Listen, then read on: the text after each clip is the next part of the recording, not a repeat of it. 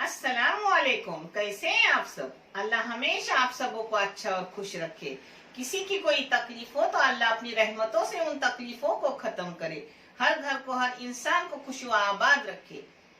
ये चैनल मैंने बच्चों की तालीम के लिए निकाली हूँ। ये आपको अच्छा और सही लगे तो इसे सब्सक्राइब करो, लाइक करो, शेयर करो और चैनल को आगे करने में मदद करो।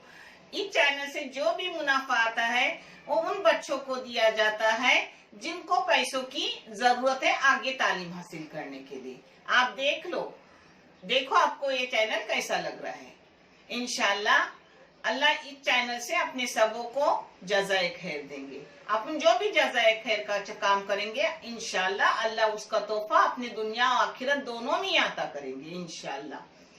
आज मैं छोटी सी रेसिपी बना रही हूँ कोकनी स्टाइल से मिर्ची का काक्स, जो बहुत अच्छा और बेहतरीन। कुछ ना हो तो मिर्ची तो अपने घर में रहती है, तो उससे बनाओ, आराम से रोटी भी खाओ, जीरा राइस भी खाओ। चलो जिसको लगने वाली चीजें मैं आपको दिखा रही हूँ। ये है बगैर तीखी वाली लंबी लंबी 10 मिर्ची, जो 4 लोगों के लिए बस होंगी। आप कम ज्यादा कर सकते हो। ये है 3 मीडियम साइज के प्याज, जिसको मैंने काट के ली हूँ। मिर्ची के भी ऐसे बारीक काट करके ली हूँ, एकदम बारीक भी नहीं, एकदम बड़े भी नहीं, मीडियम। जिसके लिए मसाले लगेंगे, ये लहसुन है 1 गड्डी, इससे आधे से भी कम अदरक है, लहसुन से आधे से भी कम, और 1/4 जो वाटी रहती है खोपड़े की, उसकी 1/4 खोपड़ा है, जिसको मैंने काट के ली हूँ। और ये है 1 टेबल स्पून बड़शप अक्खी। आप इसकी जगह पाउडर भी ले सकते हो। इसको अब मैं पीसूंगी और फिर मैं करते वक्त आपको दिखाऊंगी। ये कोतंबीर है जो ऊपर से जाएंगी। हल्दी मसाले में पीसने डाल रही हूँ 1/4 चम्मच से भी थोड़ी ज्यादा।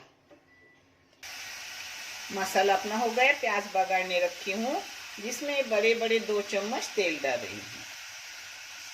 आप तेल कम ज्यादा कर सकते हो। अब इस प्याज को अच्छे से भूनूंगी नमक डाल के। नमक इसमें डाल रही हूँ पहले, यानी प्याज अपना जल्दी हो जाता है।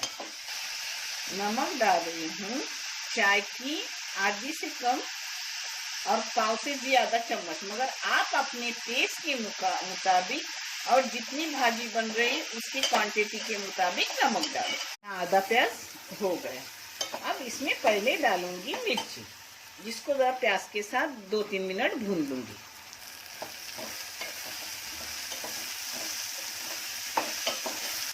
मैंने मिर्ची के साथ प्याज को 3-4 मिनट भून ली। अब इसमें डाल रही हूँ मसाला। मसाले पूरा नहीं डालूंगी, आधा डालूंगी और आधा नेक्स्ट टाइम के लिए उठा के रखूंगी फ्रीजर में, जो दूसरी टाइम करूंगी तो काम आएगा। क्योंकि एकदम थोड़ा सा मसाला लगाए तो फिर वो मिक्सी में होता नहीं, इसलिए ज्यादा करना पड़ता है। गिलास बड़ा है और मसाला कम पड़ता है, होता नहीं। तो देखो इसको भी अच्छे से मैंने 3 मिनट भून लिया, मसालों को मिर्ची और प्याज के साथ। कोई भी चीज अच्छे से भूनोगे तो उसका टेस्ट और बढ़ता है।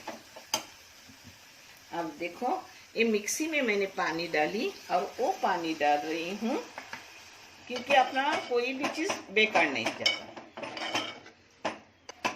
अब देखो इसको मैं 5 मिनट पकने दूंगी, जरा सूखा सूखा करूंगी, फिर आगे का मैं आपको दिखा रही हूँ। ये देखो पानी के साथ अच्छे से पक गया अपना मिर्ची, मसाला, प्याज सब।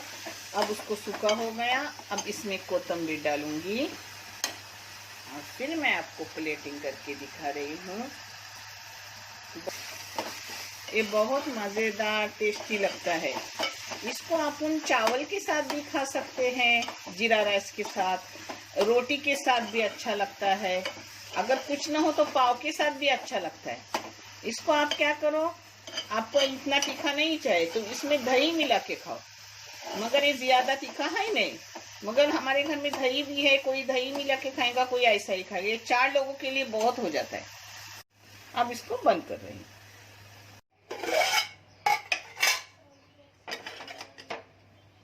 देखो अब आपको परोस के दिखा रही हूँ।